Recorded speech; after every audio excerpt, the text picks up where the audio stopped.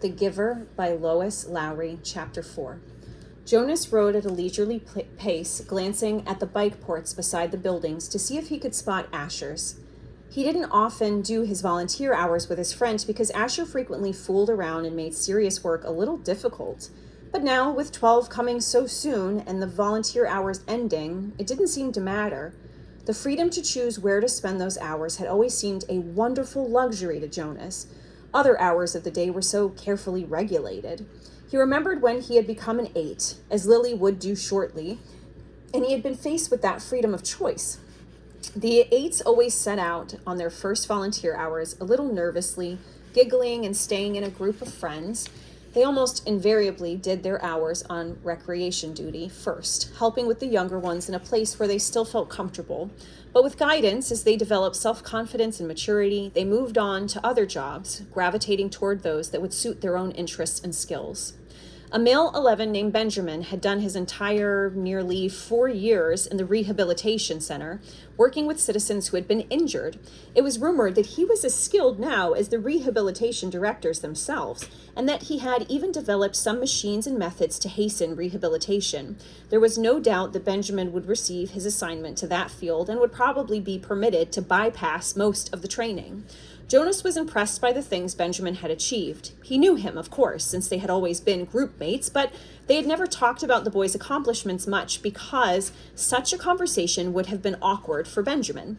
There was never any comfortable way to mention or discuss one's successes without breaking the rule against bragging, even if one didn't mean to. It was a minor rule, rather like rudeness, punishable only by gentle chastisement, but still, better to steer clear of an occasion governed by a rule which would be so easy to break.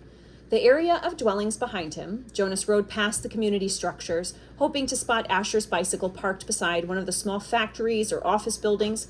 He passed the child care center where Lily stayed after school and the play areas surrounding it. He rode through the central plaza and the large auditorium where public meetings were held. Jonas slowed and looked at the name tags on the bicycles lined up outside the nurturing center. Then he checked those outside food distribution. It was always fun to help with the deliveries, and he hoped he would find his friend there so that they could go together on the daily rounds, carrying the cartons of supplies into the dwellings of the community.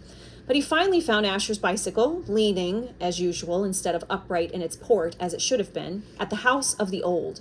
There was only one other child's bicycle there, that of a female 11 named Fiona.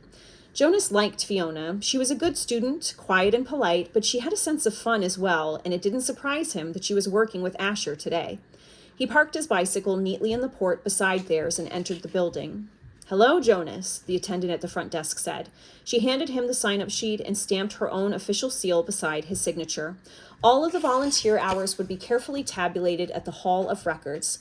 Once, long ago, it was whispered among the children, and 11 had arrived at the ceremony of 12 only to hear a public announcement that he had not completed the required number of volunteer hours and would not, therefore, be given his assignment.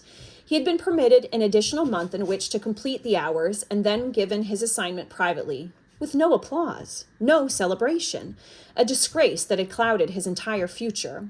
"It's good to have some volunteers here today," the attendant told him. "We celebrated a release this morning, and that always throws the schedule off a little, so things get backed up."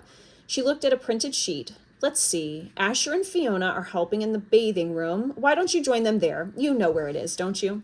Jonas nodded, thanked her, and walked down the long hallway. He glanced into the rooms on either side.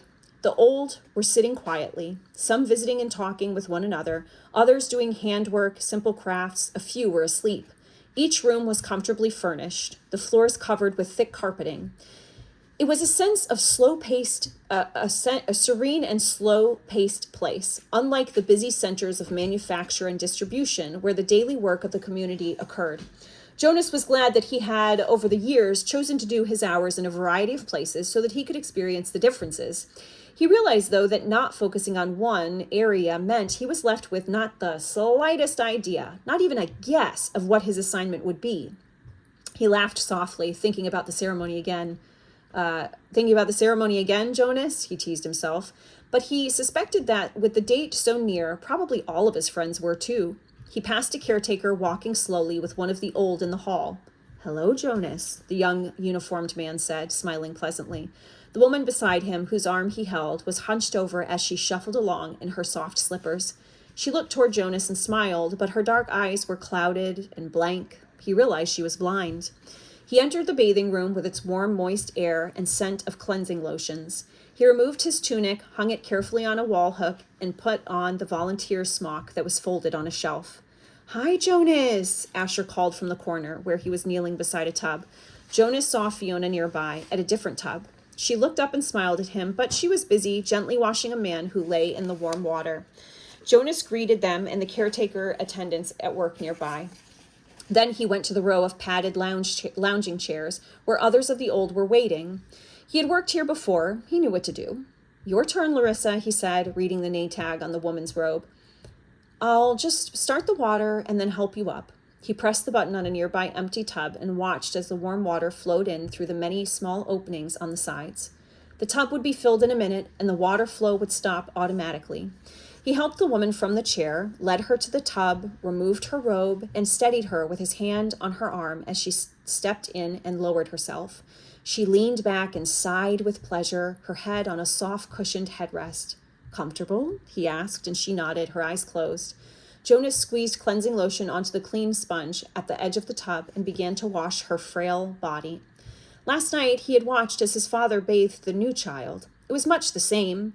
The fragile skin, the soothing water, the gentle motion of his hand, slippery with soap, the relaxed, peaceful smile on the woman's face reminded him of Gabriel being bathed. And the nakedness, too. It was against the rules for children or adults to look at another's nakedness, but the rule did not apply to new children or the old. Jonas was glad. It was a nuisance to keep oneself covered while changing for games, and the required apology if one had by mistake glimpsed another's body was always awkward. He couldn't see why it was necessary. He liked the feeling of safety here in this warm and quiet room. He liked the expression of trust on the woman's face as she lay in the water, unprotected, exposed, and free. From the corner of his eye, he could see his friend Fiona help the old man from the tub and tenderly pat his his thin, naked body dry with an absorbent cloth. She helped him into his robe. Jonas thought Larissa had drifted into sleep, as the old often did, and he was careful to keep his motions steady and gentle so he wouldn't wake her. He was surprised when she spoke, her eyes still closed. "This morning, we celebrated the release of Roberto," she told him. "It was wonderful." "I knew Roberto," Jonas said. I helped with his feeding the last time I was here, just a few weeks ago. He was a very interesting man." Larissa opened her eyes happily. "They told his whole life before they released him," she said. "They always do. But to be honest," she whispered with a mischievous look, "some of the tellings are a little boring. I've even seen some of the old fall asleep during tellings. When they released Edna recently, did you know Edna?" Jonas shook his head. He couldn't recall anyone named Edna. "Well, they tried to make her life sound meaningful, and of course," she said primly, "all lives are meaningful. I don't mean that they aren't. But Edna, my goodness, she was a birth mother, and she worked in food production for years, until she came here. She never even had a family unit." Larissa lifted her head and looked around to make sure no one else was listening. Then she confided, "I don't think Edna was very smart." Jonas laughed. He rinsed her left arm, laid it back into the water, and began to wash her feet. She murmured with pleasure as he massaged her feet with the sponge. "But Roberto's life was wonderful," Larissa went on after a moment. "He had been an instructor of 11s. You know how important that is. And he'd been on the planning committee. And, goodness, I don't know how he found the time. He also raised 2 very successful children, and he was also the one who did the landscaping design for the Central Plaza. He didn't do the actual labor, of course. Now you're back. Lean forward, and I'll help you sit up." Jonas put his arm around her and supported her as she sat. He squeezed the sponge against her back and began to rub her sharp-boned shoulders. "Tell me about the celebration." "Well, there was the telling of his life. That is always first. Then the toast. We all raised our glasses and cheered. We chanted the anthem. He made a lovely goodbye speech, and several of us made little speeches wishing him well. I didn't, though. I've never been fond of public speaking." He was thrilled. You should have seen the look on his face when they let him go. Jonas slowed the strokes of his hands on her back thoughtfully. "Larissa," he asked, What happens when they make the actual release? Where exactly did Roberto go? She lifted her bare, wet shoulders in a small shrug. I don't know. I don't think anybody does, except the committee. He just bowed to all of us and then walked, like they all do, through the special door in the releasing room. But you should have seen his look. Pure happiness, I'd call it. Jonas grinned. I wish I'd been there to see it. Larissa frowned. I don't know why they don't let children come. Not enough room, I guess. They should enlarge the releasing room. We'll have to suggest that to the committee. Maybe they'd study it, Jonas said slyly, and Larissa chortled with laughter. Right, she hooted, and Jonas helped her from the tub.